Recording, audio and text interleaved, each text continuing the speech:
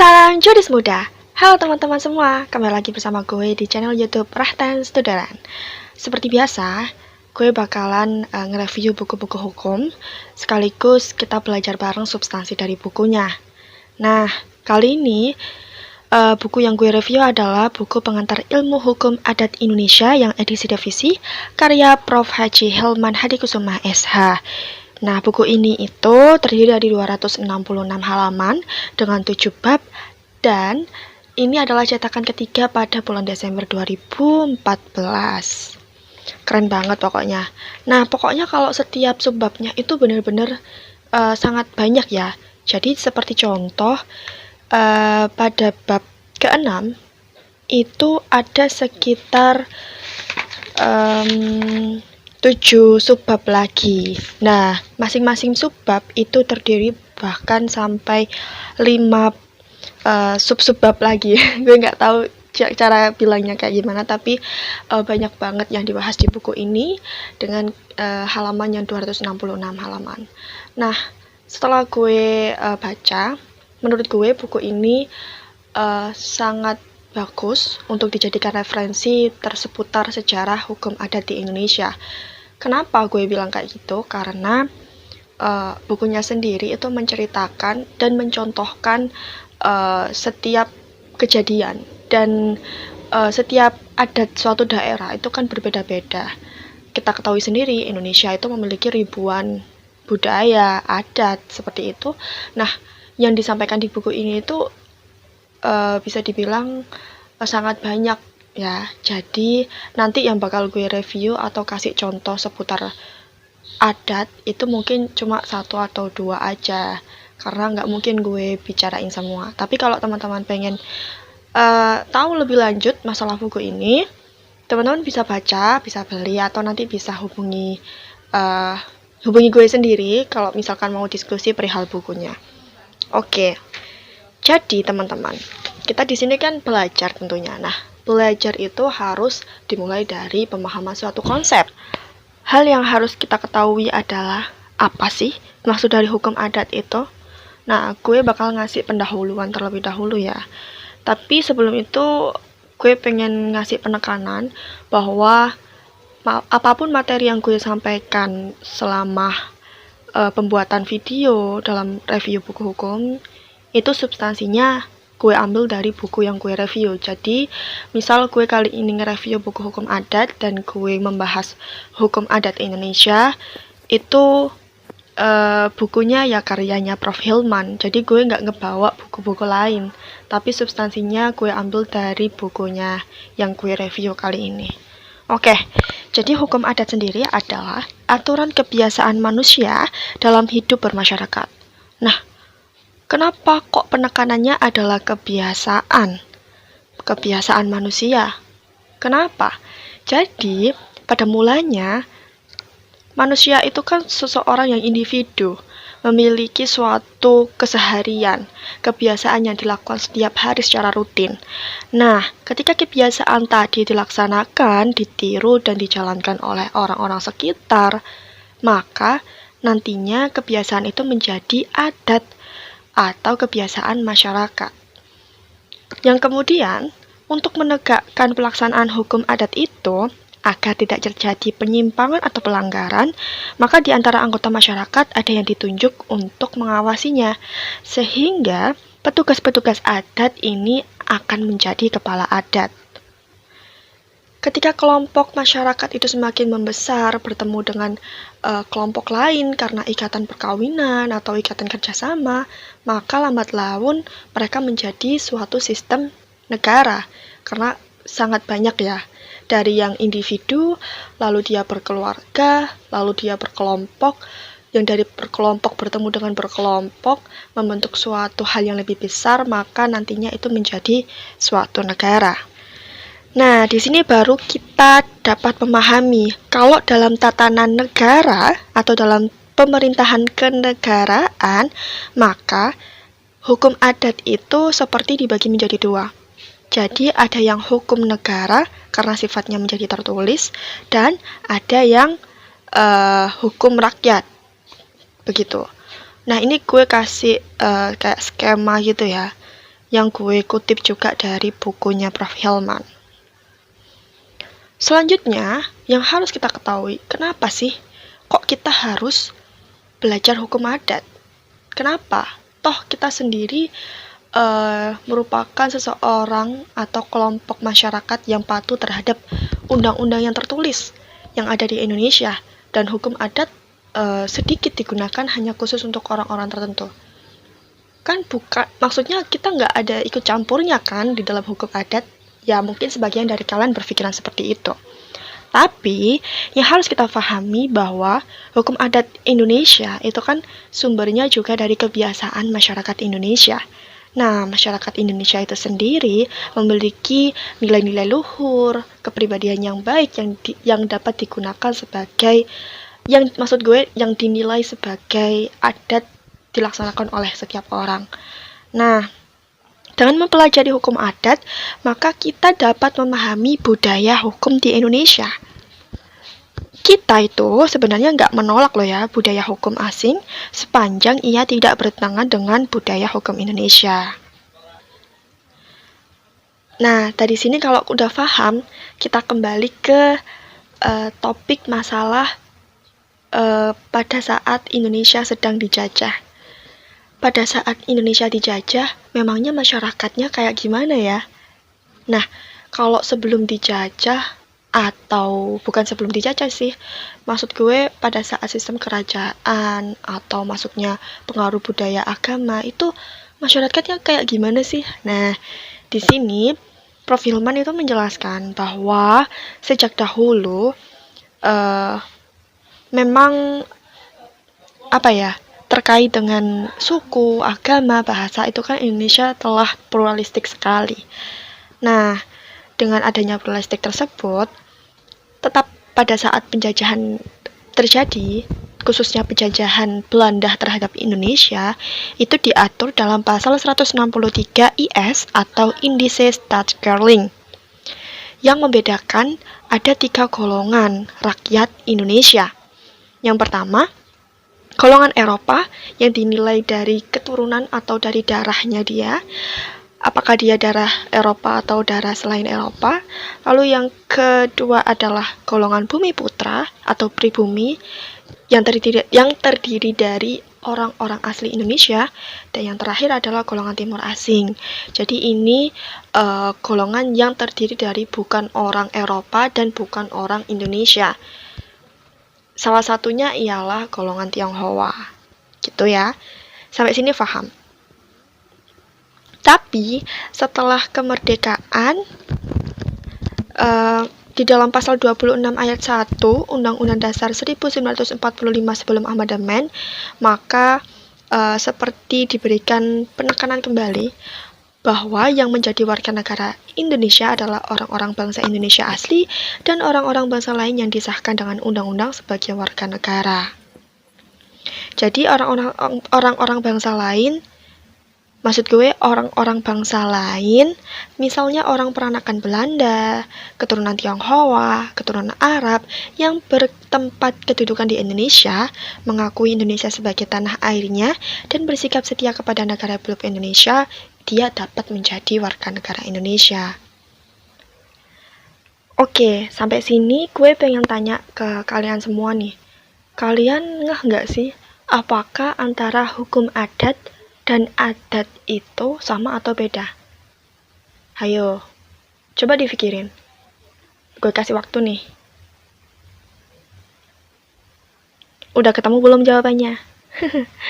Nggak apa-apa sih, kita sama-sama belajar.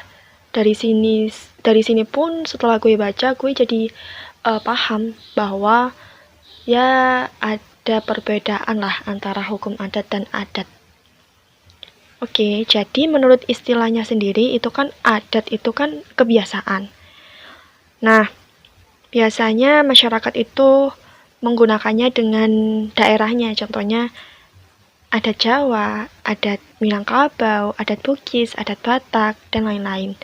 Sedangkan istilah hukum adat itu berasal dari Arab, hukum, dan adah. Hukum itu artinya suruhan atau ketentuan. Contohnya, dalam hukum Islam ada 5 macam suruhan atau perintah yang disebut al-ahkam al-khamsah, seperti fardu, haram, sunnah, makruh, dan mubah. Nah, istilah hukum adat yang mengandung arti sebagai kebiasaan itu sudah dikenal di Indonesia sejak zaman kekuasaan Sultan Iskandar Muda tahun 1607 sampai 1636 di Aceh Darussalam. Jadi dia meminta untuk membuat kitab hukum Safinatul Hukam fi Tahlisil Hasam, atau artinya kitab bahtera bagi semua hakim dalam menyelesaikan semua orang yang berkhusumat. Jadi di dalam tulisan itu dalam kitab itu menyampaikan bahwa dalam memeriksa perkara, hakim harus memperhatikan 1. Hukum syarak, 2. Hukum adat, 3. Adat, 4. Resam. Nah, dari sini mulai kelihatan kan ya, kok bisa ada istilah hukum adat dan adat. Lalu apa bedanya? Oke, sebelum lanjut, gue lanjutin cerita yang kitab tadi. Jadi, 4 istilah tadi, syarak, hukum adat, serta adat dan resam, itu dicatat oleh Snak Hurgonye ketika ia melakukan penelitian di Aceh pada tahun 1891 hingga 92 dengan istilah Belandanya adat reh. Jadi dia membedakan antara kebiasaan dengan adat yang mempunyai sanksi hukum. Wah, dari sini mulai kelihatan kan, mulai mengkerucut bahwa yang dimaksud dengan hukum adat adalah adat yang mempunyai sanksi. Sedangkan istilah adat yang tidak mengandung sanksi itu adalah kebiasaan yang berlaku dan berwujud dalam masyarakat. Ya, walaupun pada kenyataannya antara hukum adat dan adat kebiasaan itu batasnya tidak jelas.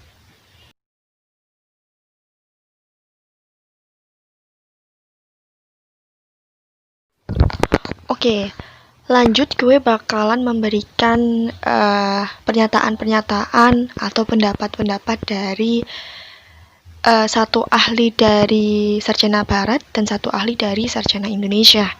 Jadi dalam bukunya Prof. Haji Hilman Hadikusuma ini sebenarnya beliau menyampaikan bahwa terdapat 6 sarjana barat dan 6 sarjana Indonesia yang memberikan definisi dari hukum adat. Tapi gue cuma nyontohin satu aja ya. Nah, salah satunya adalah dari sarjana barat dulu. Itu ada Prof. Dr. C. Van Vollenhoven. Jadi Van Vollenhoven ini merupakan orang pertama yang menjadikan hukum adat itu sebagai ilmu pengetahuan yang sejajar dengan hukum dan ilmu hukum lainnya. Apa aja yang disampaikan oleh Van Vollenhoven? Salah satunya adalah dia membedakan antara ilmu hukum barat dan ilmu hukum adat. Perbedaannya terletak pada bahwa dalam ilmu hukum barat itu banyaknya lembaga-lembaga hukum dan kaidah-kaidah hukum yang hanya memikirkan terkait nilai-nilai praktis dan tidak ada unsur religio di sana. Nah, tapi kalau di dalam hukum adat itu banyak sekali lembaga-lembaga hukum dan kaidah hukum yang berhubungan dengan dunia di luar dan di atas kemampuan manusia. Kira-kira apa ya maksudnya?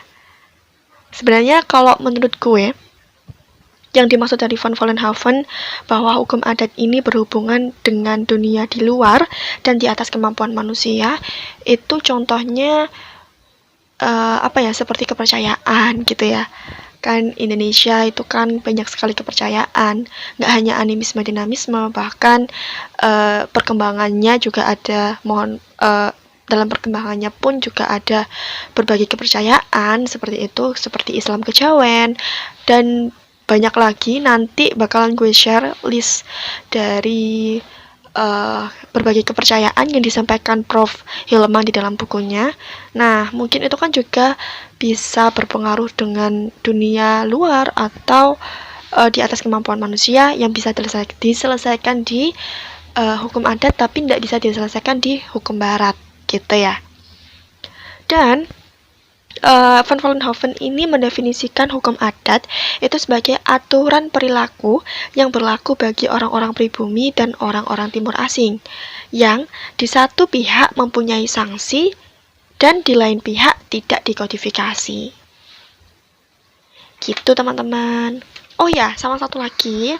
Jadi menurut von Vollenhoven itu, hukum adat harus dipertahankan jika dalam masyarakat masih hidup.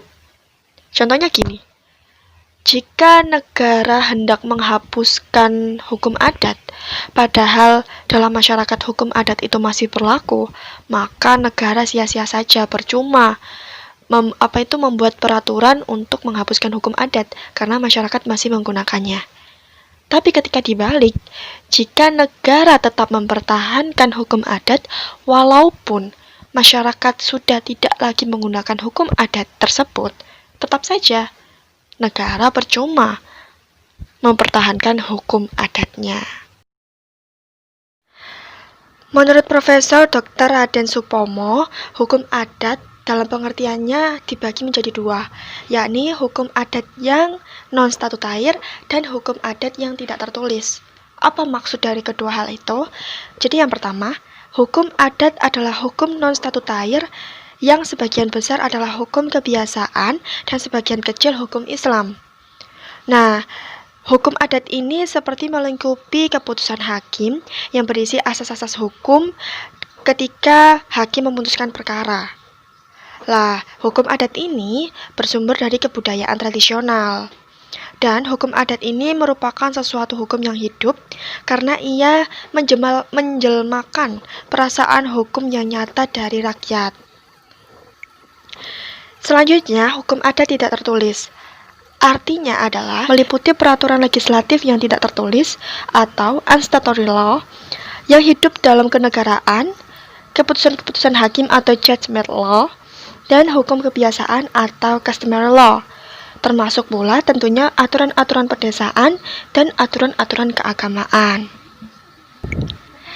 Nah, selain itu, pengertian hukum adat ada juga loh yang ada di dalam Perundangan Hindia Belanda. Pada tahun sebelum kodifikasi hukum 1848, hukum rakyat Indonesia ini memang sudah menjadi objek penelitian bagi ilmuwan asing. Bahkan, sejak kekuasaan Daniels dan Raffles, hukum Indonesia ini sudah dinyatakan dapat berlaku asal tidak bertentangan dengan kepentingan umum. Pertama, hukum adat Indonesia diatur dalam pasal 11 AB, lalu ada juga dalam pasal 75 Rekiring Reglement 1858, lalu ada juga dalam hukum adat pasal 131 ayat 2 B, IS, dan hukum adat di dalam 134 ayat 2 IS. Berarti sekitar ada 4 hal. Nah, oke, kita bahas dari yang pertama dulu. Hukum adat Indonesia menurut pasal 11 AB. Jadi, gue kasih screenshotan bunyinya ya. Biar teman-teman bisa baca sendiri.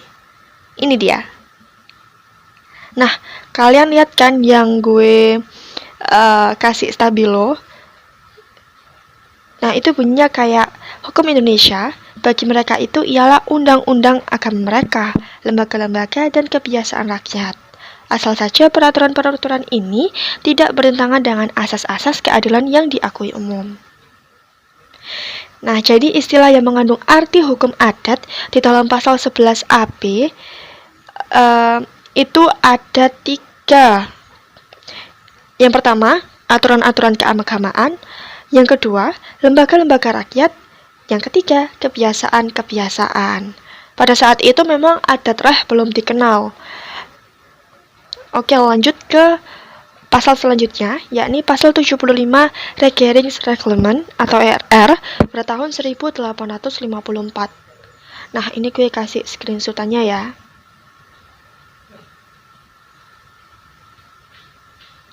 Nah, dalam pasal ini sama saja dengan pasal 11 AB. Jadi seperti sama lah. Tapi kemudian redaksinya diubah menjadi pasal 75 RR yang baru gitu. Lalu ini dia pasal 131 ayat 2 B IS. Gue kasih screenshotannya lagi. Oke. Kemudian lanjut ke pasal terakhir, yakni pasal 134 ayat 2 IS.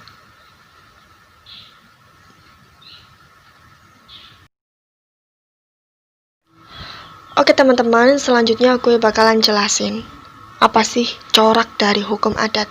Ciri-cirinya tuh kayak mana gitu loh ya.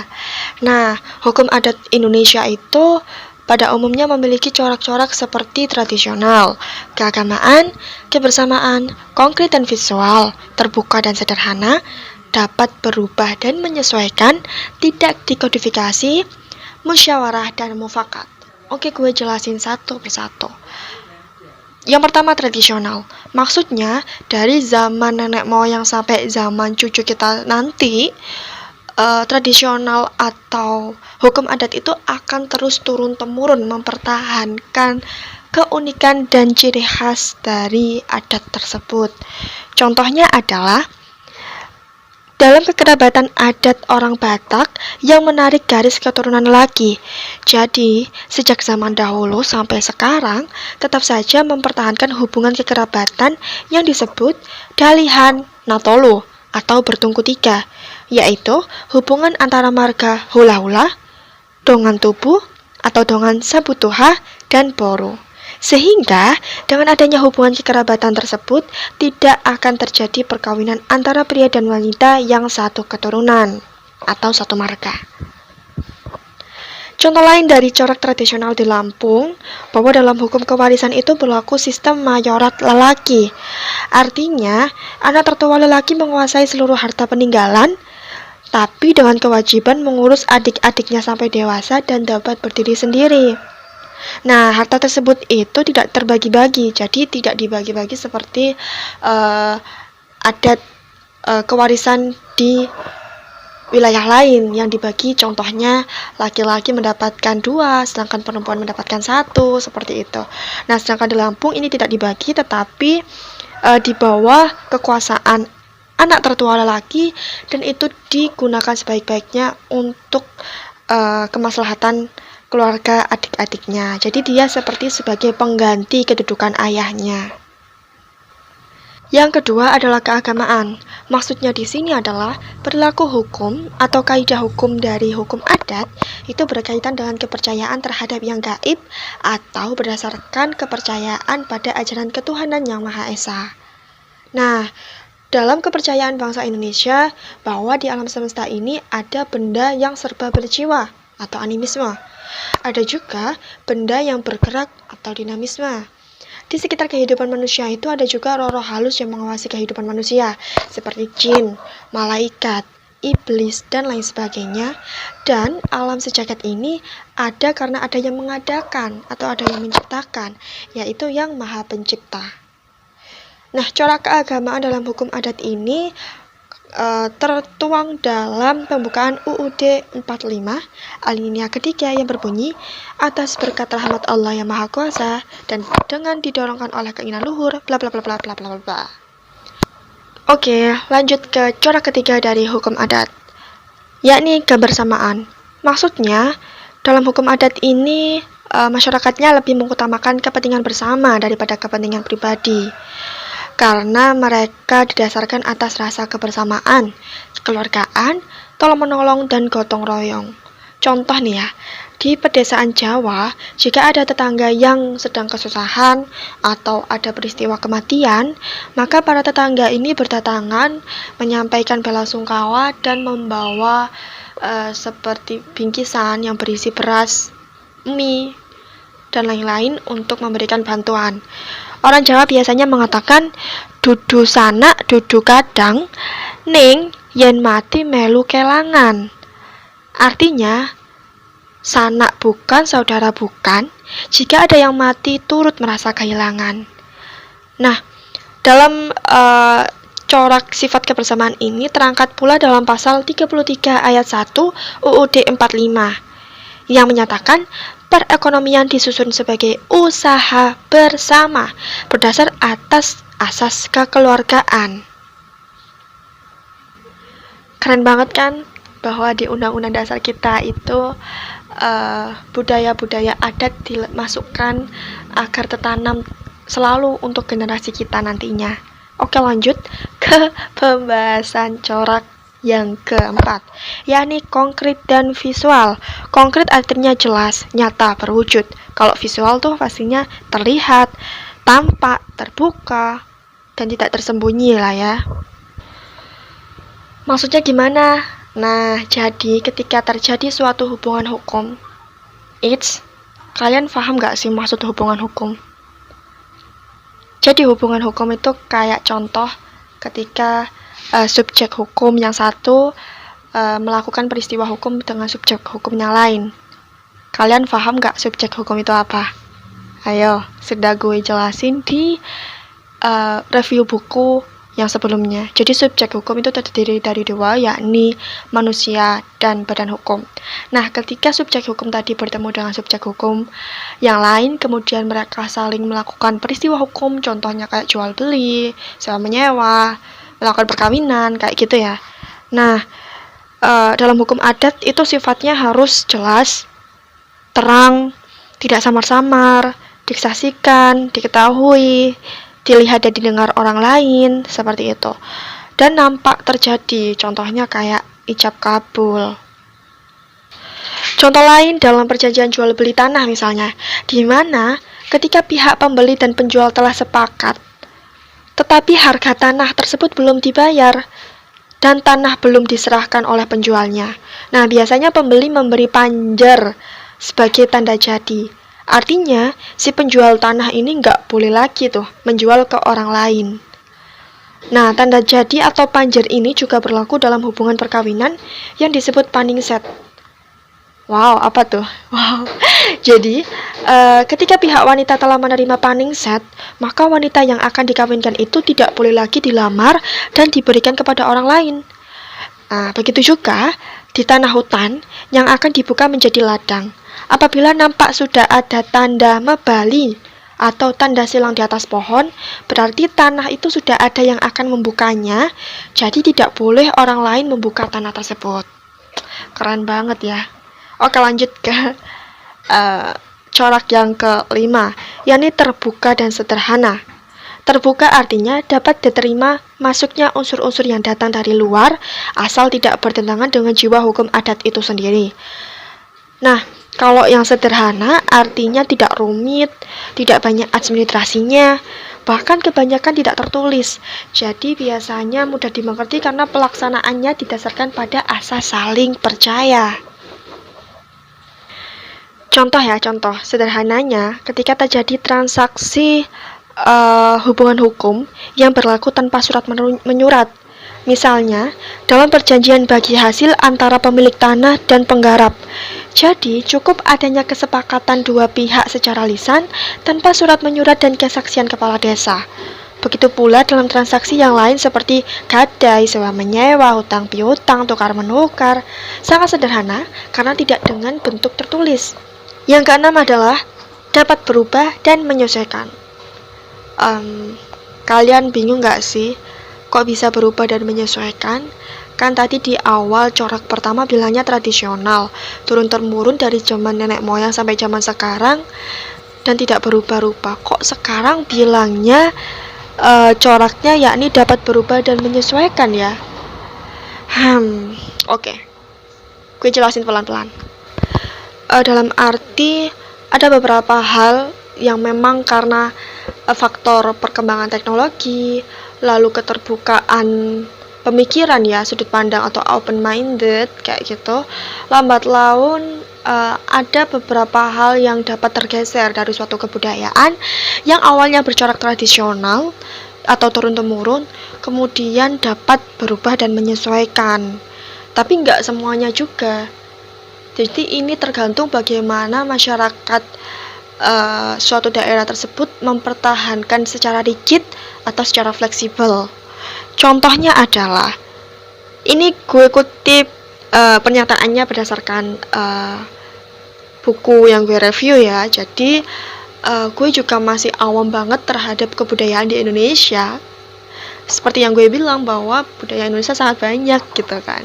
Contohnya adalah Dahulu orang Lampung enggan bermenantukan orang Jawa. Sekarang orang tua tak kuasa menahan keinginan anak yang jatuh cinta, sehingga perkawinan campuran terjadi antara adat, antara suku, antara daerah, bahkan antara agama sudah membudaya. Maka tinggallah adat yang tak lekang di panas, tak lapuk di hujan. Wah, itu kata-katanya kayak di film Tenggelamnya Kapal Van der Wijk. Lanjut pada corak yang ketujuh, yakni tidak dikodifikasi. Artinya, hukum adat ini kebanyakan tidak ditulis, walaupun ada juga yang dicatat dalam aksara daerah, bahkan ada pula yang dibukukan dengan cara yang tidak sistematis, namun hanya sekedar sebagai pedoman, bukan mutlak harus dilaksanakan, kecuali seperti yang bersifat perintah Tuhan. Jadi, hukum adat pada umumnya tidak dikodifikasi seperti hukum barat yang disusun secara teratur dalam kitab yang disebut kitab perundangan. Oleh karenanya, hukum adat itu mudah berubah dan dapat disesuaikan dengan perkembangan masyarakat. Seperti itu. Oke, lanjut ke corak yang ke-8, yakni musyawarah dan mufakat.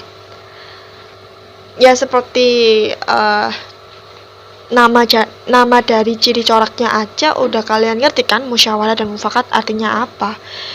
Jadi memang penyelesaiannya perselisihan itu selalu diutamakan dengan cara damai, rukun, seperti itu, saling memaafkan, tidak tergopoh-gopoh menyampaikan ke pengadilan negara, seperti itu ya.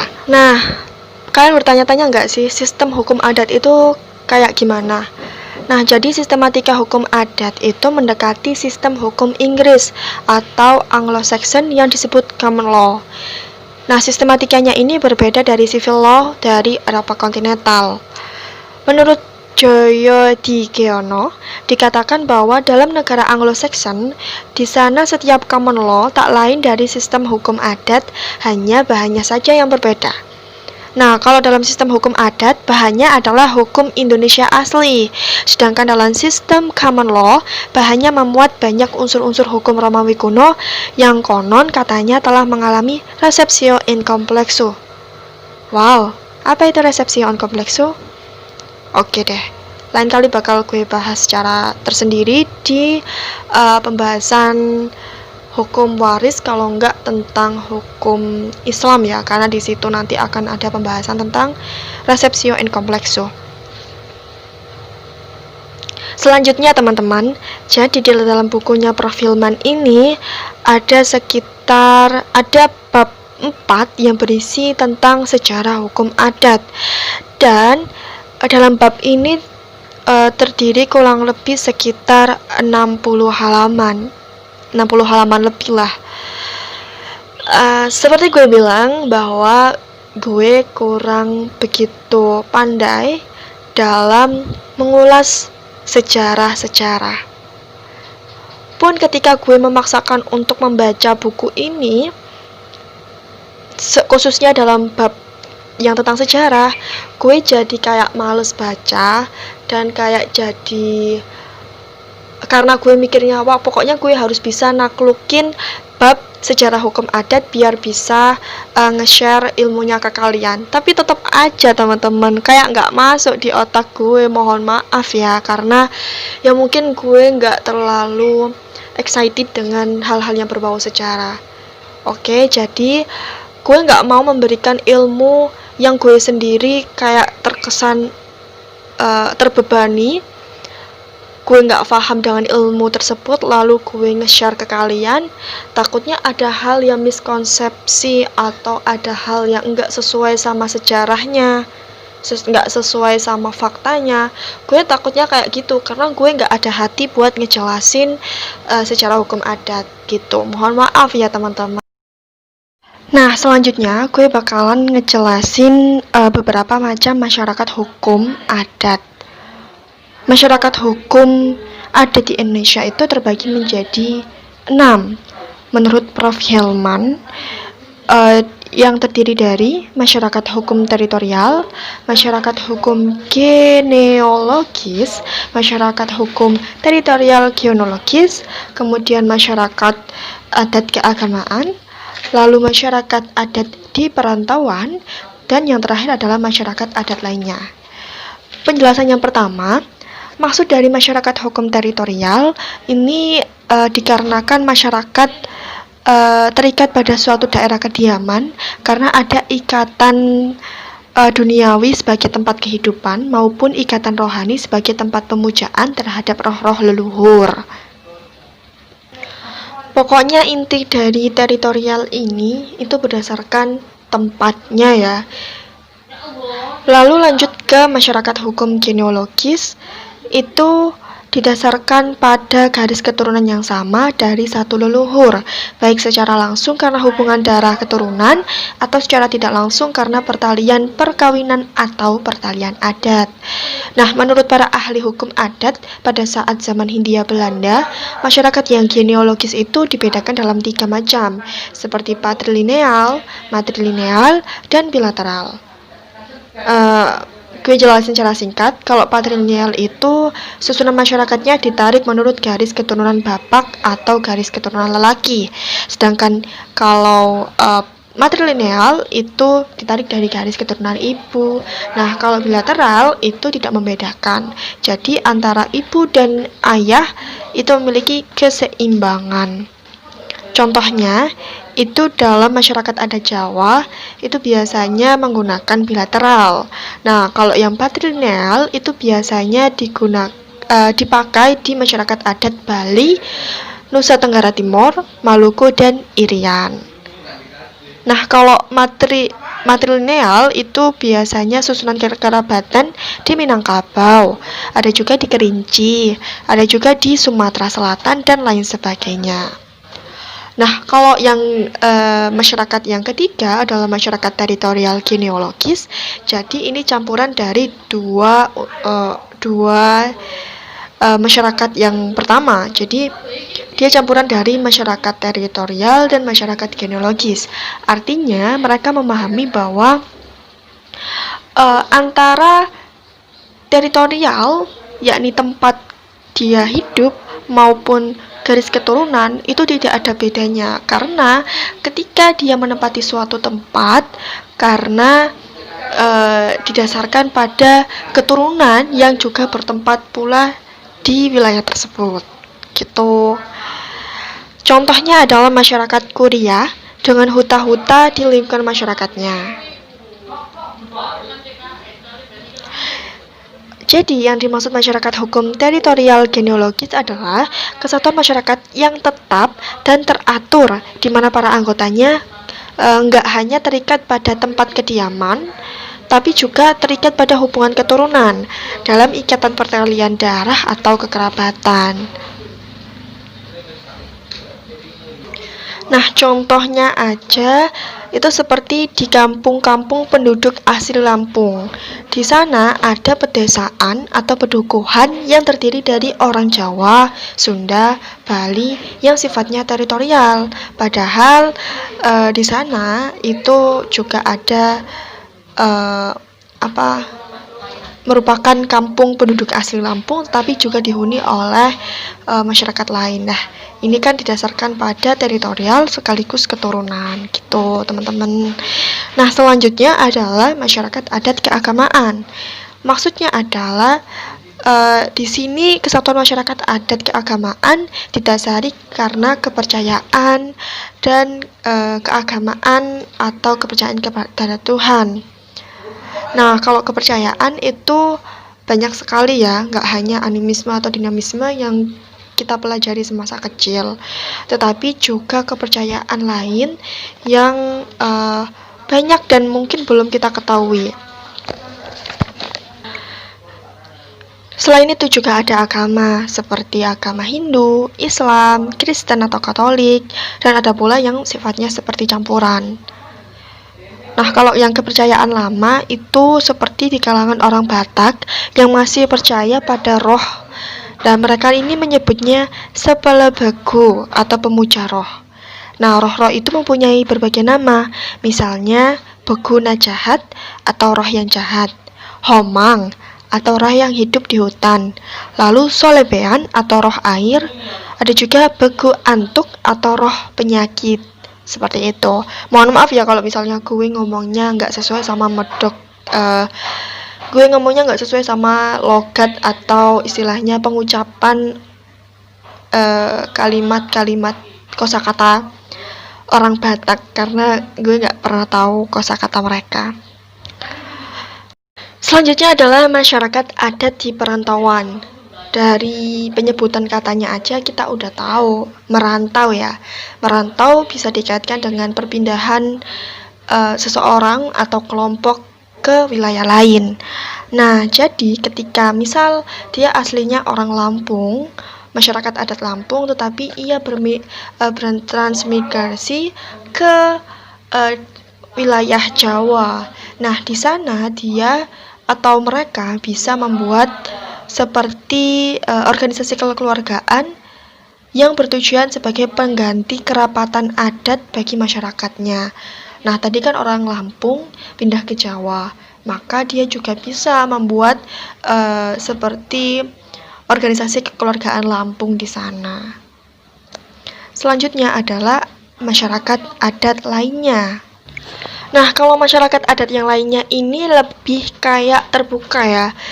Kenapa? Karena di sini didasarkan kepada keterbukaan semua aspek. Tadi kan kayak ada masyarakat teritorial yang berdasarkan tempat, lalu genealogis yang berdasarkan keturunan, lalu perantauan yang karena dia melakukan transmigrasi, lalu ada juga yang keagamaan berdasarkan kepercayaan maupun ketuhanan seperti itu. Nah, kalau di masyarakat adat lainnya itu segala hal yang tadi gue sebutin itu saling bertoleransi di wilayah tersebut. Jadi biasanya bentuk masyarakat adat ini ditemukan di berbagai instansi pemerintahan atau swasta atau kehidupan sosial ekonomi lainnya. Nah, jadi dia nggak terikat pada hukum adat yang lama, melainkan dalam bentuk hukum kebiasaan yang baru. Katakanlah hukum adat Indonesia atau hukum adat nasional. Contohnya, dalam suatu unit organisasi Dharma Wanita, misalnya saja pengurusnya menghadapi masalah di antara anggotanya. Katakanlah perselisihan keluarga suami istri yang terganggu kebahagiaan rumah tangganya karena si suami atau si istri ini berperilaku tidak baik. Nah, penyelesaian mengembalikan keseimbangan antara suami istri tadi dapat dilakukan dengan rukun tetangga atau perbuatan hukum adat dari pengurus unit Dharma Wanita yang bersangkutan. Bisa dilakukan dengan cara damai gitu. Nah, kalian penasaran nggak sih apakah di dalam masyarakat adat itu apakah ada kepengurusannya, apakah ada ketuanya, ada wakilnya, atau siapa sih yang mengurus hukum adat itu, atau mereka nggak ada kepengurusan tapi mereka sama saja dianggap sebagai anggota, tidak ada yang tertinggi, tidak ada yang terendah, mereka dianggap sama, atau bagaimana? Nah, gue jelasin secara singkat aja ya. Jadi di masyarakat hukum adat itu tetap ada seseorang yang bertindak sebagai pengurus. Sama kayak kehidupan sosial kita lainnya. Jadi tetap seperti ada kepengurusan yang bertindak untuk melakukan pengawasan, lalu menyelesaikan perselisihan dan lain sebagainya. Ini yang disampaikan di bukunya Prof. Hilman itu banyak sekali ya contoh-contohnya. Dia menyebutkan kepengurusan di daerah Aceh, di daerah Jawa, di Sumatera Selatan, di Batak, di daerah Melayu, lalu ada juga di daerah lain itu disebutkan. Nah, karena sekali lagi yang gue cuma bisa nyebutin 1 atau 2 contoh aja. Kalau misalkan ada pertanyaan, silahkan komen di bawah. Nah, kalau misalkan masyarakat adat teritorial itu kepengurusannya didasarkan pada asas ketetanggaan atau sifatnya itu kekeluargaan. Contoh ya, contoh. Di daerah Sumatera Selatan yang dihuni oleh orang-orang Palembang, Ogan, Pasemah, Semendo, dan Komering. Nah, kepala marga atau yang disebut seperti marga itu kesatuan dari beberapa dusun ya. Nah, Kepala marga di sini disebut pasirah dengan gelar pangeran atau depati. Sedangkan para kepala dusunnya disebut krio atau mangko atau juga prawatin. Kemudian para staf pembantunya disebut punggawa, kepala suku atau tuwo suku. Nah, dalam susunan yang sama juga berlaku di Pulau Bangka dan Belitung. Selanjutnya adalah bagaimana kepengurusan di masyarakat hukum teritorial genealogis atau campuran tadi. Berarti kan berdasarkan wilayah tempat tinggal, juga berdasarkan keturunan. Nah, contohnya aja di daerah Lampung. Masyarakat penduduk asli daerah Lampung itu sifatnya genealogis patrilineal atau ditarik dari garis keturunan lelaki atau ayah. Nah, di mana kepengurusan pemerintahan adat kekerabatannya dipegang oleh keluarga-keluarga dari kebuayan atau keturunan menurut garis lelaki. Kesatuan-kesatuan keluarga berpusat pada suatu bangunan rumah tua. Oke, next ke pembahasan selanjutnya. Di sini gue jelasin tentang beberapa bagian dari hukum adat.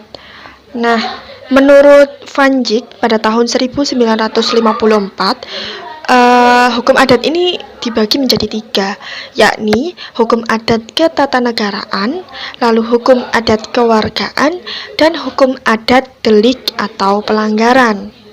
Oke, kita jelasin lagi satu-satu.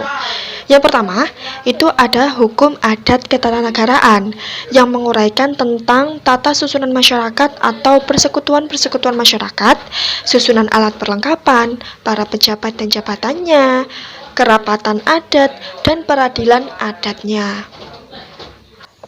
Oke teman-teman, bagian pertama dari hukum adat ketatanegaraan adalah bentuk desa.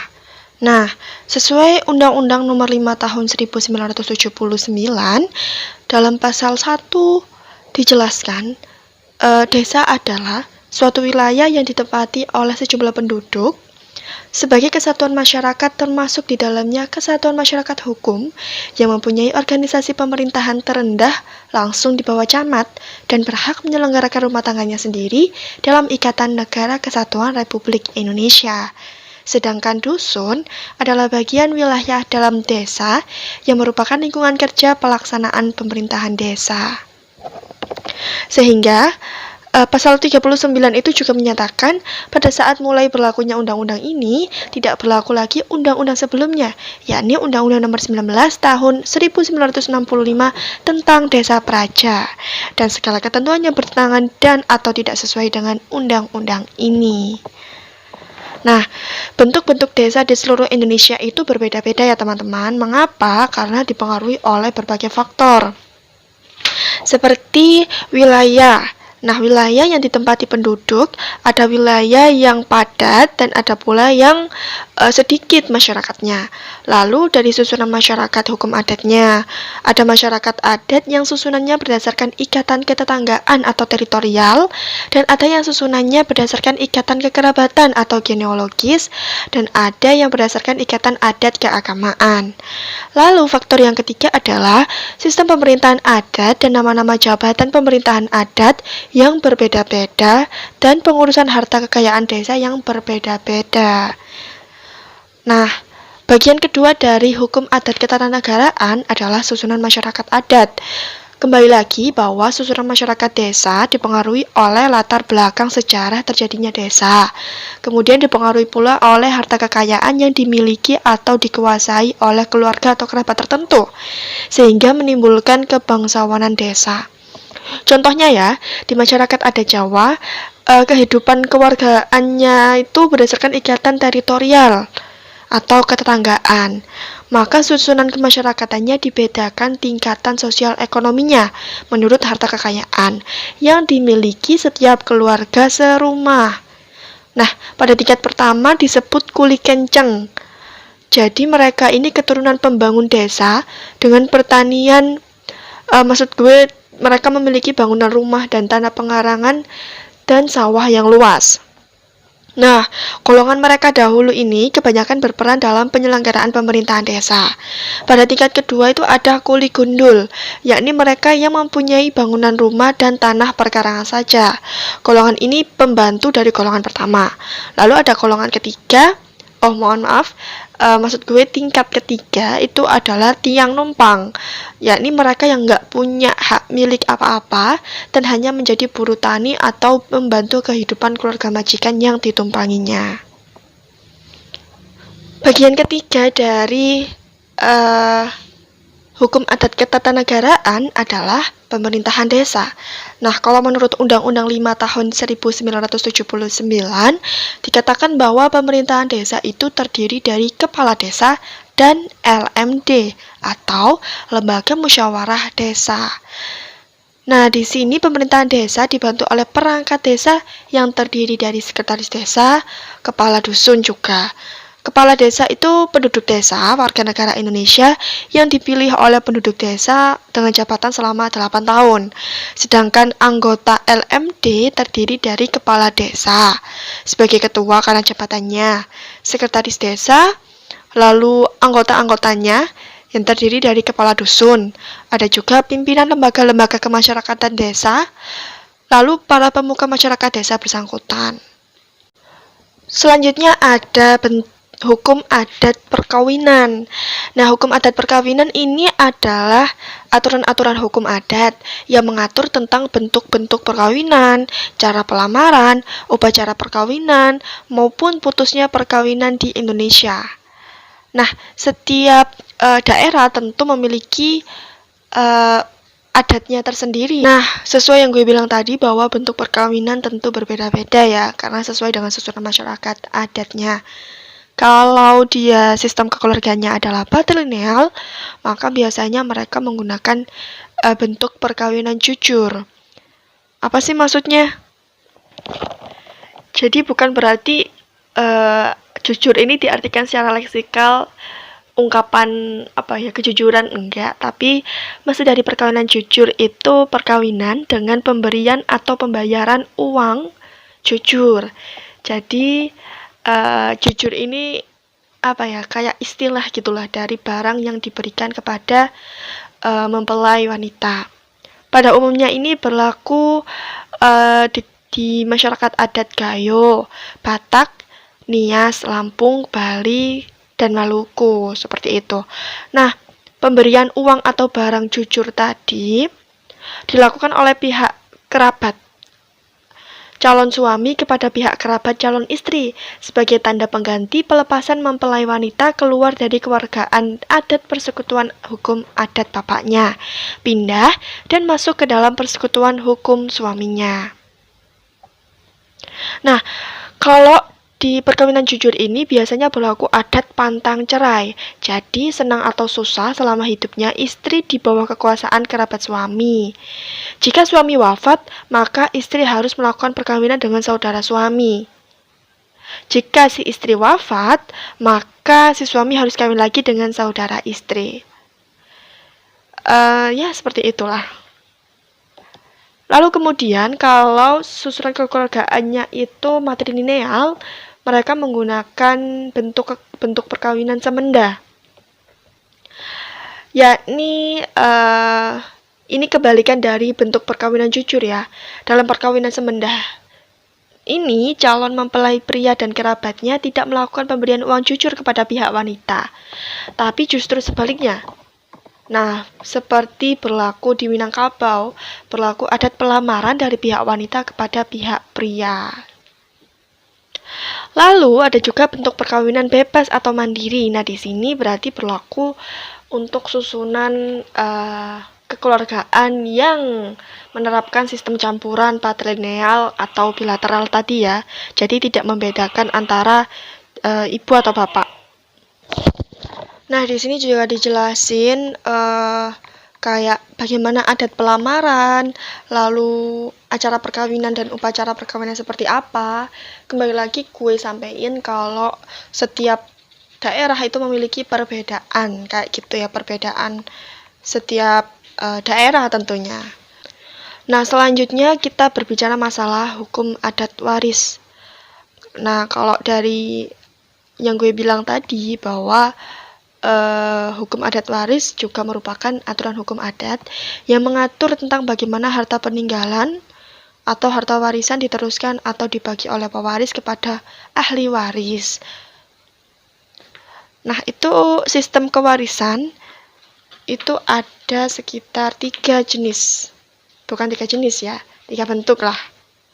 Yang pertama itu ada bentuk kolektif, ada bentuk mayorat, dan ada bentuk individual.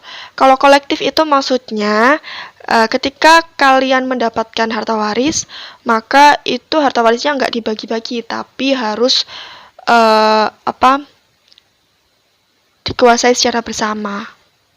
Nah, kalau yang kedua ada sistem mayorat, itu harta warisan maksud gue, itu diberikan kepada anak tertua lelaki yang dia menguasai harta tersebut untuk keperluan keluarganya. Jadi dia mengganti kedudukan orang tuanya seperti itu. Dia harus wajib memberikan nafkah ke adik-adiknya, saudaranya, seperti itu.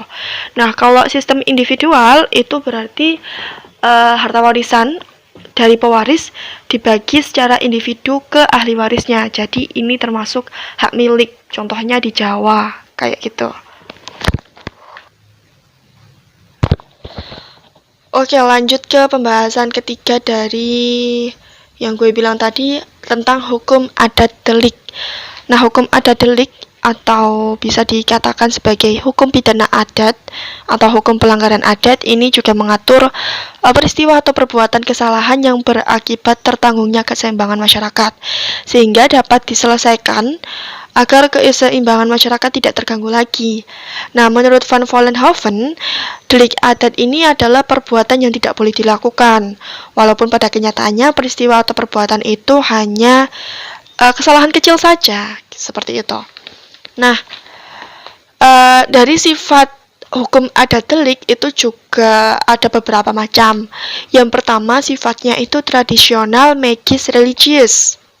Artinya, perbuatan yang tidak boleh dilakukan atau perbuatan yang mengganggu keseimbangan masyarakat itu bersifat turun-temurun dan dikaitkan dengan keagamaan. Misalnya ya, sejak zaman dahulu sampai sekarang, anak tidak boleh murka atau marah terhadap orang tua. Adik tidak boleh melangkahi kakak, pria, dan wanita tidak boleh berzina, dan sebagainya. Nah, apabila itu dilanggar, maka nggak hanya keluarga saja, tapi seluruh masyarakat adat itu terganggu keseimbangannya. Dan mereka percaya mereka akan mendapatkan kutukan dari hal gaib. Seperti itu. Nah, sifat hukum adat delik selanjutnya adalah menyeluruh dan menyatukan.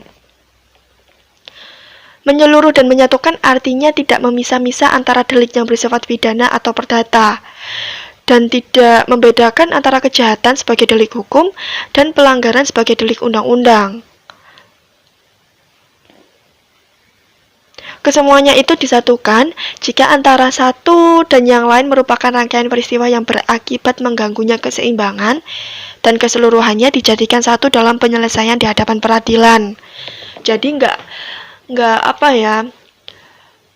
membedakan mereka itu. Kalau di masyarakat umum seperti kita yang bukan masyarakat adat, itu kita kan terbagi-bagi. Kalau kalian ada masalah tentang hukum perdata, kalian ya perginya ke pengadilan negeri kayak gitu. Tapi kalau kalian ada masalah dengan undang-undang atau dengan undang-undang dasar, kalian perginya ke Mahkamah Konstitusi kayak gitu-gitu. Nah, kalau di hukum adat itu tidak ada bedanya sama sekali. Jadi semuanya diatur oleh satu lembaga adat.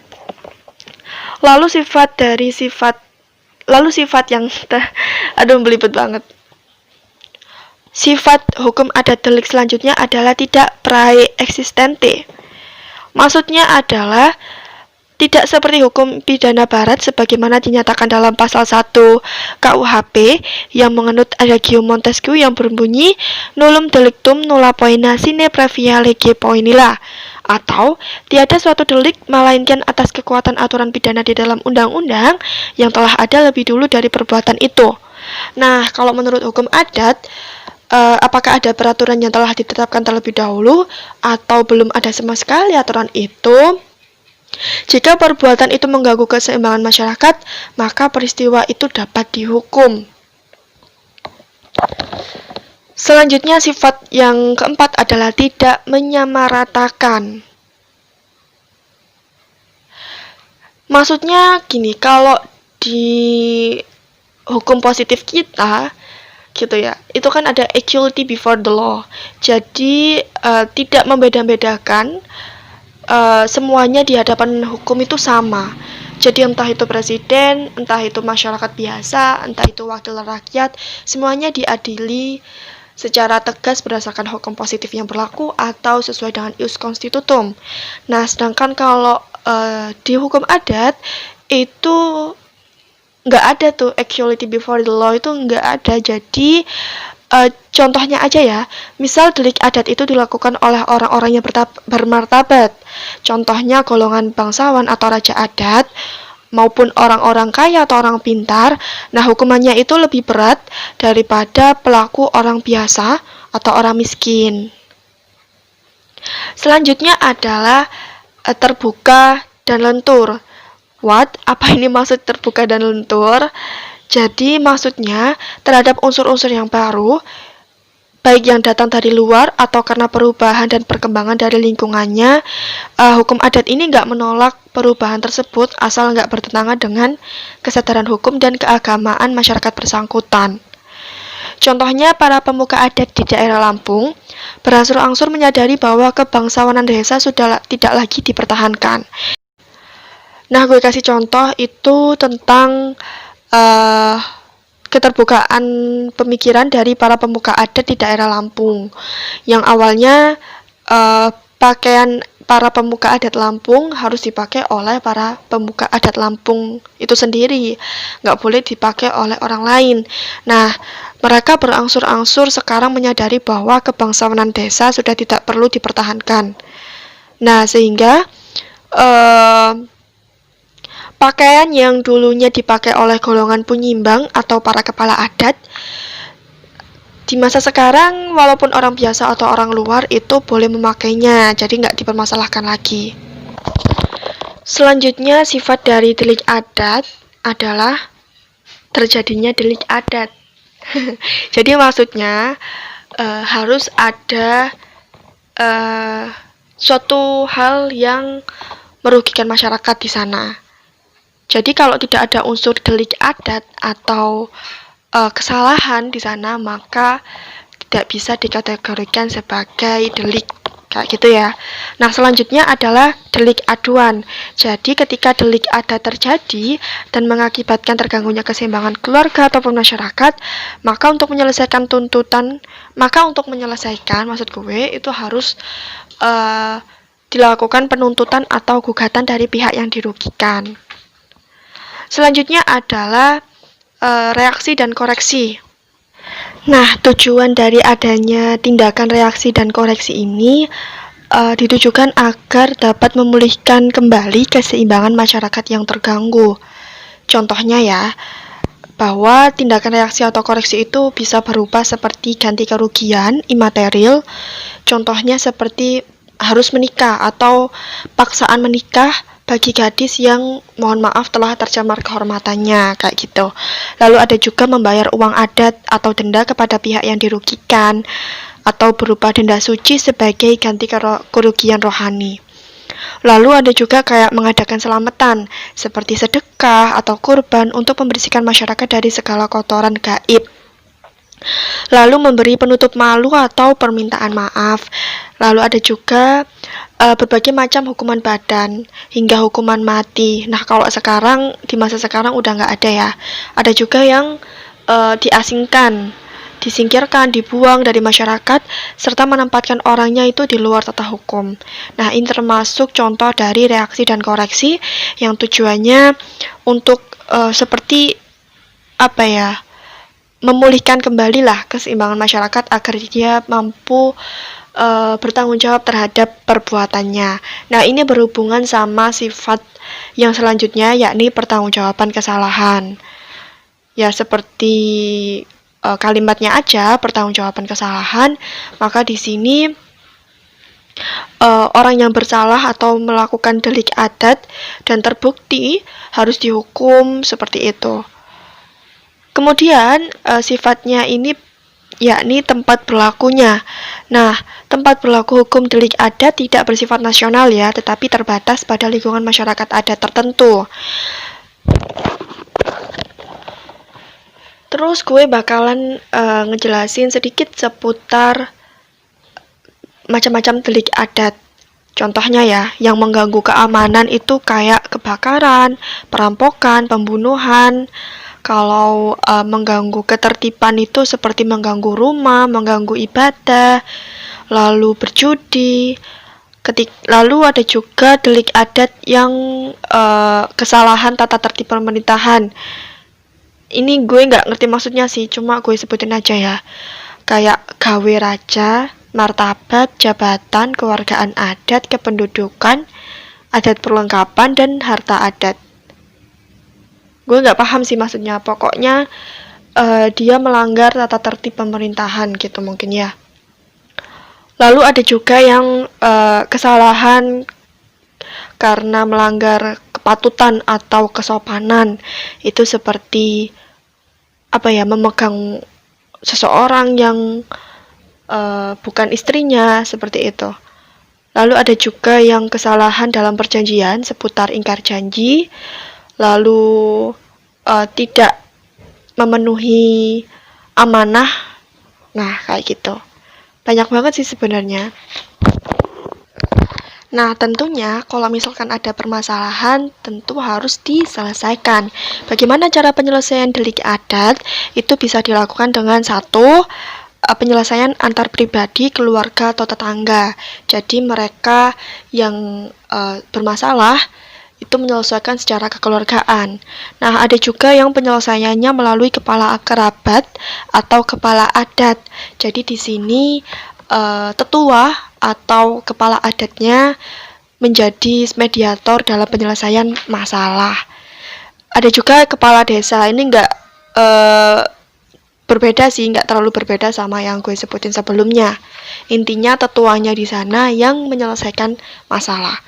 Lalu ada juga yang penyelesaian secara keorganisasian. Jadi misal di suatu masyarakat adat yang heterogen, yang di situ antara organisasi satu dengan organisasi lain mengalami delik adat atau perselisihan gitu. Nah, itu bisa dilakukan di organisasi tersebut. Nah, biasanya